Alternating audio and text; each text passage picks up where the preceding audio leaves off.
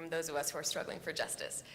If there are not any other questions, I'm happy to give you a last word, each of you, if you want to just share one more thing to the group of us who are here and gathering and are ready to build, like ready to organize, ready to build, believe in the world that we want to see, that we can't yet see, or the artists allow us to see.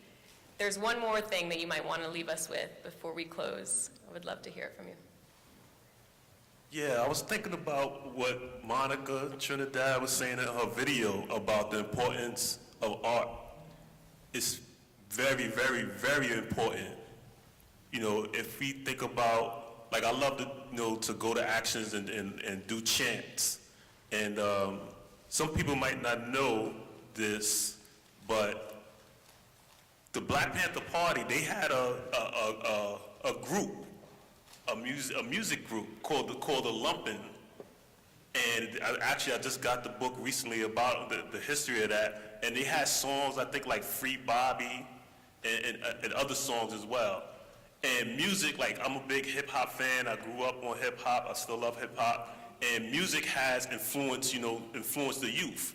You know, like one of the artists that I like a lot is like Tupac Shakur. You know, he comes from a movement family. His mother, Afeni Shakur, who passed away, she was part of the Panther 21. And his stepfather, Mutulu Shakur, who's a political prisoner, incarcerated right now. And, you know, people actually should like go online and look up Mutulu Shakur and sign a petition because he's actually going to be up for, you know, parole, I believe, soon, you know. So, you know, Tupac, he was like, kind of like how Malcolm was. You know, Malcolm X grew up in a house where his father was a Garveyite, you know, and he learned stuff from his family, you know, from his father, from his parents, you know, about Africa, about, you know, being, you know, conscious stuff. But, you know, he got to the streets, he became Detroit Red. But, you know, when he got incarcerated, those seeds that was already in him from his parents, it was watered, you know, so by the Nation of Islam, and he became Malcolm X. So I'm saying that because like Tupac, he came from a movement family, and I believe that he was coming around. You know, some of his music that I listened to today, you could hear like every album that he always had some conscious raising lyrics in his music. And it was mixed, yeah, it was mixed. It had some other problematic stuff too, you know, a lot of his music.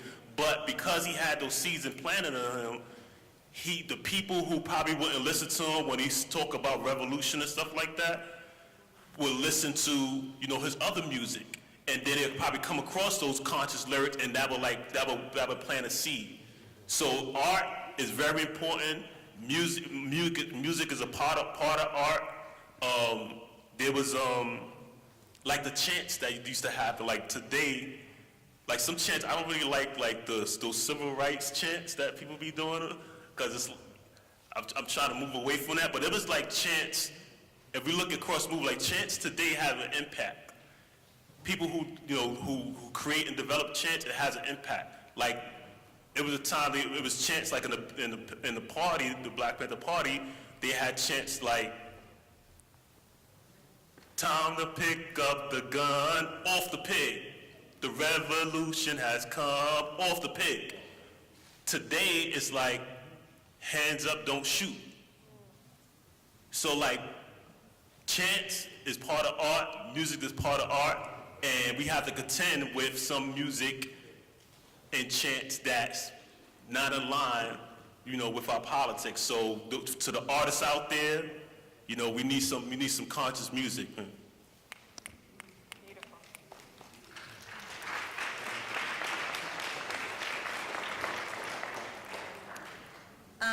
Two things come to mind. I'm going to try to be very brief for the sake of time. The first is, I think, very often, and especially right now, and with what's happening in Palestine right now, things are just getting worse and worse, even though I think the movement for Palestine in the U.S. is growing stronger and stronger, and there's definitely a correlation between those two things. I often find myself just reminding myself that it can feel like we can't win that it's kind of, it's all too much, too big, too complicated. And I think back to actually when I was a student too, and at Columbia, when we started the BDS campaign at Columbia, the Boycott, Divestment, Sanctions campaign at Columbia, how the idea of winning that at a place like Columbia University seemed absolutely impossible. At a place where Zionists were organized and well-funded and had the backing of the administration and the city and the state. The idea that an SJP could win a divestment campaign seemed impossible, and still we pushed for it and we built for it and spent many hours, coupled with schoolwork and other things, fighting for it, and then, graduated. And then, new freshman class came in, and that one graduated too, and then they won it. And then they won the campaign a couple of years later. And when we started it, no one expected it to go that far, that fast. And I think I remember when the news came out, it was such a shock and really emotional, because you realize that things change quickly. The world is changing quickly, and we are winning slowly, and then sometimes some big things happen and we win big moments, and then things die down again, and then it comes back. And it's hard to predict, and it's hard to know, and so we fight as though that moment, that opportunity is just going to be tomorrow. And we hold on to that and sort of balancing this idea. And I think, Asha, you mentioned this really well, like I want to take your words exactly, that you have to balance this whole, like, what is realistic and possible, and what are we fighting for that seems impossible, but we know we can win. And that the people who have come before us, the generations that have come before us, has taught us that.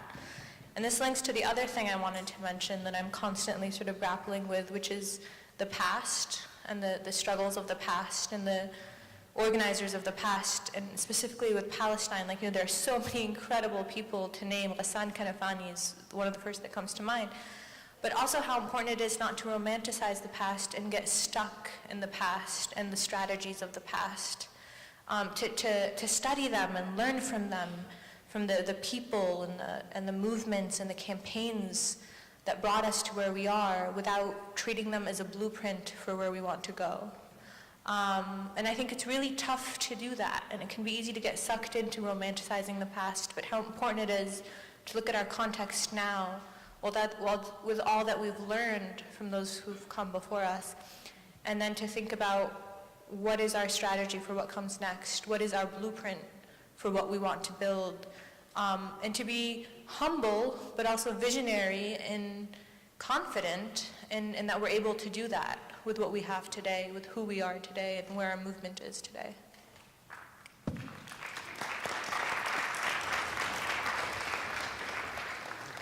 Really appreciate what both of you shared. So the theme of this year's conference, Movement Building in a World on Fire, I think had me reflecting on how I, as an organizer these days, talk to a lot of people who feel like it's the end of the world. Like impending climate climate catastrophe, the ongoing reality of war, just like policing getting so much worse, the just extreme repression and decimation of our movements when we do try to resist. And, that is real. That is a real way to feel in the times that we're in. And I think and I promise this will be hopeful. And I think the thing that is maybe not hopeful, but grounding for me is just to think about, zooming out historically, like the world has ended before, I think about, what would it have been like to experience, captivity in the context of chattel slavery, to experience settler colonialism, of the United States, just to experience colonization, to experience chattel slavery, to experience many things that have come before in the past, and That's not to say that everything will survive or that the pathway through will be great, but it does mean that there will be something after, that the world is constantly being remade, and it may be inevitable that it will change. It may be inevitable that some harmful things will continue to happen, but it's not inevitable how it will be in the future. And we have just a stake in that in such a serious way. And so, just to tell one more short snippet of a story, in May of last year, in 2021, was the one-year anniversary of the murder of George Floyd, and in Chicago, folks were organizing a defund, police rally to commemorate the life of George Floyd. The kind of slogan of it was "Mourn the dead, fight like hell for the living." In May of 2020 was also the moment where Israel was escalating its assault, particularly on the community of Sheikh Jarrah. There were uprisings and solidarity protests all around the world. Our dissenters members were involved in that, and building coalition with Students in Justice for Palestine. The State Department was trying to push through and approve a $735 million weapons deal by Boeing, and so we were calling attention to their presence in Chicago, and so there was a SJP-led rally against Boeing on that day. There was this defund thing, and then there'd also been this fight around the Columbus statue in Chicago that indigenous young folks have been fighting around. And so, the single issue approach would have been there's a bunch of competing rallies, we're gonna focus on turnout for our one thing, whatever. And Chicago's a deeply, deeply segregated city, so it's not easy to know what's going on in different people's communities. But what happened was Black and brown and indigenous and Palestinian young folks and community members, came together, and there was a march that started with the defund the police stuff, that went to the Columbus statue, which now it looks like is not going to be put back up in Chicago after it was, protested last summer, and then, marched and joined the rally at Boeing with SJP. And now there's a win in that campaign where we're seeing that Boeing is not going to get that multi-million-dollar tax break from the city this year. And so I don't know. I find hope in moments like that we are finding each other more, that we are connecting our struggles, and there are some wins. We need a lot more people in our movements. We need to be a lot more organized. We are not as powerful as the people that we're up against. And maybe the world is ending, but we have a stake in what comes after, what comes next. And yeah, I think that there is deep power in some of the movement building and connecting in ways that folks are doing that, in ways that are not just the right thing to do, but are strategic and smart and necessary, and we just might win. We just might win. We just might win.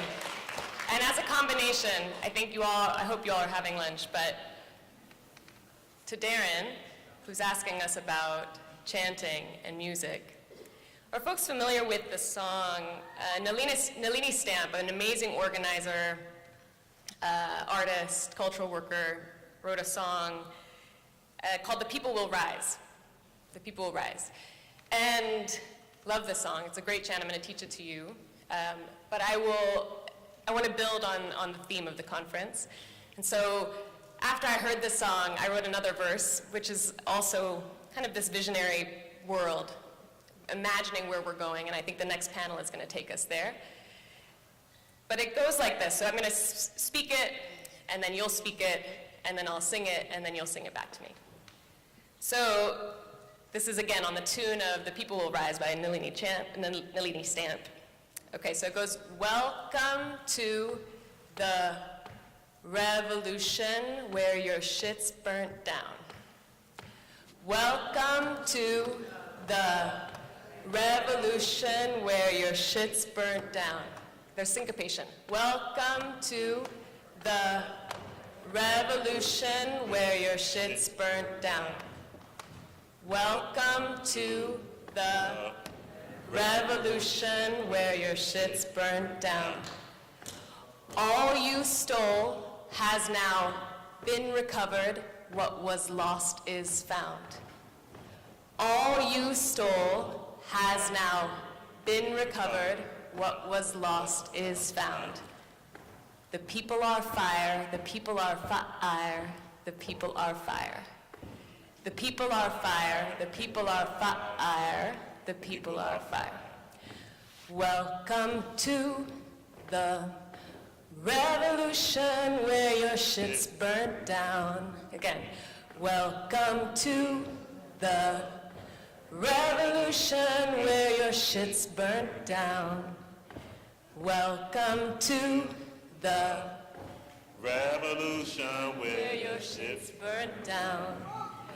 All you stole has now been recovered. What was lost is found. All you stole has now been recovered. What was lost is found. Again, all you stole has now been recovered. What was lost is found. The people are fire, the people are fire, the people are fire. The people are fire, the people are fire, the people are fire. Okay, so welcome to the revolution where your shit's burned down. All you stole has now been recovered. What was lost is found. The people are fire, the people are fire, the people are fire. Ready? Welcome to the, you can stand up, revolution where your shit's burnt down. All you stole has now been recovered. What was lost is found. The people are fire, the people are fire, the people are fire. The people are fire, the people are fire, the people are fire. One more time. Welcome to the revolution where your shit's burnt down. All you stole has now been recovered. What was lost is found. The people are fire, the people are fire, the people are fire. The people are fire, the people are fire, the people are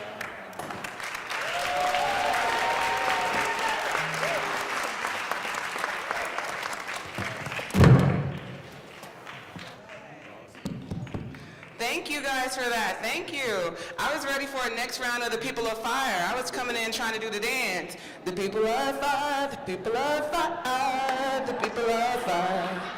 The people are fire, the people are fire, the people are fire. Y'all weren't ready? Wait. I thought it was that time. It was jamming, huh? Really quickly, everybody, lunch. Lunch is out in the lobby. We have a little over 30 minutes. We're gonna start here again at 2:30 just to make up some time. Do not worry if you're not finished with your lunch. You can eat your lunch at your seat when we start the next panel. So get some lunch and enjoy. We'll see you in about 30 minutes. 2:30.